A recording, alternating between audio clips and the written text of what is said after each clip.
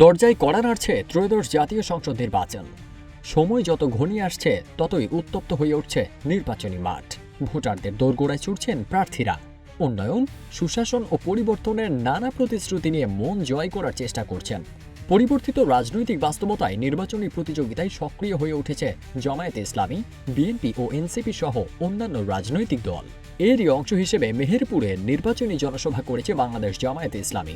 জনসভায় দলটির আমির ডক্টর শফিকুর রহমান বলেন, আগামী 12 ফেব্রুয়ারি জনগণ দায়িত্ব দিলে আল্লাহর কসম তারা জনগণের সম্পদের ওপর হাত দেবেন না। 26 জানুয়ারি মেহেরপুর সরকারি উচ্চ বিদ্যালয় মাঠে আয়োজিত এ জনসভায় তিনি আরও বলেন, জামায়াত জনগণের চৌকিদার হয়ে আমানত রক্ষা করবে। জনপ্রতিনিধিদের সম্পদ বৃদ্ধি রোধ করা হবে এবং নিয়মিত আয় ব্যয়ের হিসাব প্রকাশ করা হবে। চাঁদাবাজি ও দুর্নীতির বিরুদ্ধে কঠোর অবস্থানের কথা জানিয়ে তিনি বলেন, জামায়াত চাঁদাবাজি করবে না এবং দুর্নীতিকে প্রশ্রয় দেবে না। বেকার ভাতা নয়, কর্মসংস্থানের মাধ্যমেই বেকারত্ব দূর করার প্রতিশ্রুতিও দেন তিনি।